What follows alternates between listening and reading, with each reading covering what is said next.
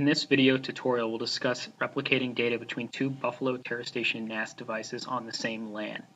Now in this example, I will use two identical TeraStation Pro Duo devices, but you can mix and match your TeraStations. Just make sure that they both support replication, and we always recommend that you update both to the latest firmware just to make sure that the replication is completely compatible and that you're able to use all the latest updates. Now, to start with this, we'll configure either one first, but we'll go ahead and start with the first TeraStation, which I've named Brian 1. I have tab browsing set up as well, and I have a Brian 2 TeraStation. So we're going to do a setup replication between Brian 1 and Brian 2. Now, to log into your TeraStations, you can use Buffalo's NAS Navigator software or type the host name or IP address into any browser. What I'm going to do is go ahead and log into the Brian 1 TeraStation. And by default, we'll go to the folder setup area where we can set up our shares. Now the default share is there. Now we can use that for replication if we'd like, but for the sake of this demo, I'm going to go ahead and create a separate share that's empty to use for this replication job. So to do that, I'm going to press this Create Folder button, which will start a folder creation wizard. I'm going to name this folder Source just because it's easy and it is going to be our data source. You can name it whatever you want though. And pretty much the default settings are fine here. I will disable the recycle bin just because in replication I don't want to replicate the recycle bin as I delete data, but that's purely an option. And when I'm done, I'm going to press the Save button. And that'll deploy a source shared folder on the Brian 1 TeraStation. That's it for now for the Brian 1 device. Now what we'll do is create a target share on the Brian 2. So I'm going to switch over to this tab and log into my Brian 2 TeraStation. I'm going to repeat a very similar process. I'm going to create a new shared folder for this device, and I will call it Target. Again, this is just a convenient name for the sake of this demo. I'll disable the recycle bin on this one as well. Now this is the one important step that we did not do on the source side. For any target share or for any share to be able to receive a replication from another TeraStation, the disk backup option needs to be checked. This tells the TeraStation to broadcast and allow that target folder to be able to receive replication from other TeraStations. If there's multiple TeraStations on the network or you're sharing administration abilities, you may want to put a remote backup password on there, which makes it so when you're configuring replication on, in this case, Brian 1, you have to provide a password to be able to access this. However, since I'm the only administrator, I'm going to go ahead and leave that blank because it's just redundant security since I am the only admin that can log into these. But if that is the case, you do have the ability to password protect this replication target from receiving replication jobs.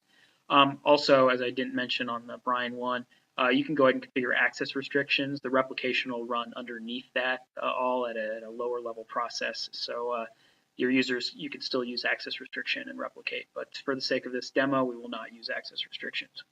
I'll go ahead and press Save to deploy this share. So now on the Brian 2 TeraStation, I have this target shared, which is what's going to receive it. You can also see that disk backup is a supported feature of it. I'm going to switch back over to my Brian 1 TeraStation now. You can see the source share there, and disk backup is not required for the sending unit.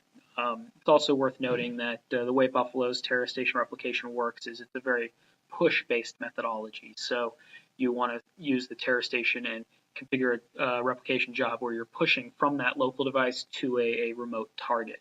And that's all configured under the Systems tab area. And then there's a Backup sub-tab.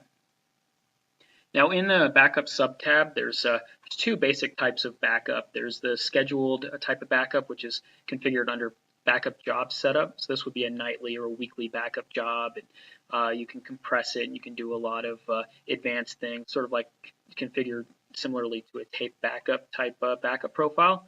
Or you can use the replication, which is a real-time data replication, which basically takes whatever files come into the source folder, they immediately replicate it as quickly as possible to the backup targets folder. With a very simple setup, there's not very much detailed configuration. It is real-time, so it's not scheduled. If you want to do a scheduled backup, use the Backup Jobs wizard. But for this demo, we'll do real-time replication. And to start that, we're going to press the Add button. That's going to scan our entire network. Actually, it's going to scan the entire local TeraStation, all of its folders, and then it's going to scan all of the remote TeraStations on the LAN and see which ones have that disk backup checked.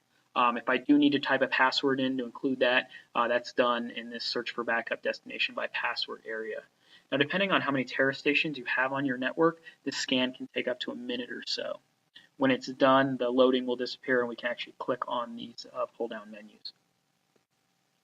Now that the replication scan is done, you can see I can pull down both the backup source and the backup target. We'll start by selecting the backup source. This is going to show me every share and every folder beneath the share that's on this. So there was a folder called folder 1 underneath share, but as I told in the beginning, we will use the source shared folder as our backup source. And then we're going to push it to whatever target we want. So when we use this pull down, we can see all of the TeraStations on the network that have a disk backup share available. So we are going to target the Brian 2's TeraStations target folder. Click that, and we'll press save. You will get a warning. The way our replication works is we are going to immediately copy everything from that source to that target, and the first step of that is to erase anything that's in the target share. So you want to make sure that there isn't any data in that target share, or if there is data in that target share, that you don't mind it being overwritten. So once you've confirmed that, you can press the OK button, and then it'll deploy that job. And you can see here we have a backup source, which is the local source folder, and it's going to go to Brian 2's target shared folder. I can go ahead and repeat this wizard and create different replication jobs. I can send that same backup source to a different target, or I can select a different backup source and send it to a different target. So you can have multiple jobs in here and replicate, one to many or many to one or those types of things. It's also worth noting that once you deploy it, just like we have, it can take about 30 seconds or so for it to set up all the shares. During that period, those shares may or may not be available, so you will have to wait a few seconds before you can access those shares. What I'm going to do now is minimize my browser, and we can actually look at the shared folders. So what I have here is my Brian 1 and my Brian 2 TeraStation, just accessing it through Windows Explorer. I'm going to go into the source share on Brian 1 and the target share on Brian 2. And you can see that there's nothing in them because they are brand new shares. What I'm going to do is I have about 200 megs worth of zip files here. I'm going to copy them into Brian 1, and then we'll see them immediately replicate behind the scenes to Brian 2. Now this computer is on a 10100 connection, so it will take a little while for these to come through. But as they copy in, you'll start to see the fragments and cookie crumbs show up in Brian 2. Windows only refreshes every few seconds, so it may take a few seconds for it to show up, but you can see the replication happening in near real time.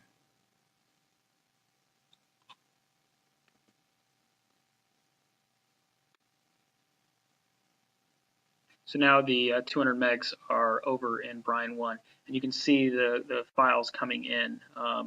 Data1.zip and data2.zip are already finished, and data3 will be the next one that's sent, which is the large one.